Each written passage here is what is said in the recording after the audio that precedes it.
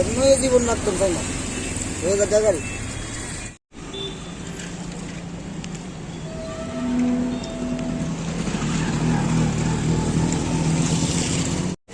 আজকের বিষয়টা হচ্ছে, আপনারা অবগত আছেন বিগত কিছুদিন আগে থেকে বাংলাদেশে একটা সাম্প্রদায়িক পরিস্থিতি তৈরি হয়েছে। এখানে হিন্দু সংখ্যালঘুরা বিভিন্নভাবে আক্রান্ত। তখনও আমাদের পার্টির তরফ থেকে আমাদের পার্টির অ্যাডভাইজারি কমিটির চেয়ারম্যান শ্রদ্ধেয় তাপস দে মহোদয় বাংলাদেশ হাইকমিশনারকে চিঠি দিয়েছেন যাতে, এবং ভারতবর্ষের স্বরাষ্ট্র সচিব এবং স্বরাষ্ট্রমন্ত্রীকেও চিঠি দিয়েছেন যাতে অবিলম্বে বাংলাদেশের যে হিন্দু সম্প্রদায়ের উপর যে আক্রমণ হচ্ছে সেটাকে যেন বন্ধ করা যায়।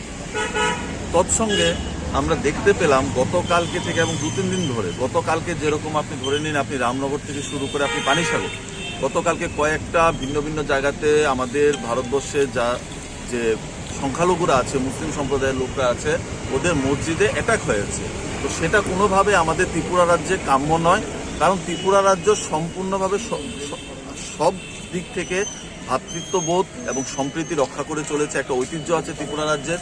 তো ত্রিপুরা রাজ্যে এরকম ঘটনা যাতে ফার্দার না ঘটে এবং প্রশাসন শক্তভাবে, যেই হোক সে, প্রশাসন যাতে শক্তভাবে স্টেপ নেয় এবং যারা ত্রিপুরা রাজ্যকে উত্তপ্ত করার চেষ্টা করছে তাদের বিরুদ্ধে যাতে পুলিশ আইন অনুযায়ী ব্যবস্থা গ্রহণ করে, সেজন্য আমরা আজকে আমাদের এখান থেকে 5 জনের ডেপুটেশন দল আমরা আজকে ডিজি সাহেবের কাছে দেখা করবেন এবং স্মারকলিপি প্রদান করবেন যাতে আগামী দিনে রাজ্যের আইন শৃঙ্খলার কোনো মতো অবনতি না হয় এবং রাজ্যের যে শান্তি সম্প্রীতি এবং ভ্রাতৃত্ববোধ সেই জিনিসটা যাতে অটুট থাকে আমাদের সবার মধ্যে, পাহাড়ি বাঙালি বলুন, হিন্দু বলুন, খ্রিস্টান বলুন, বৌদ্ধ বলুন, জৈন বলুন, সবার মধ্যে। তার জন্য আমরা আজকে কোনো প্রটেস্ট করতে আসিনি এখানে, আমরা শুধু ডেপুটেশন দিয়ে যাচ্ছি।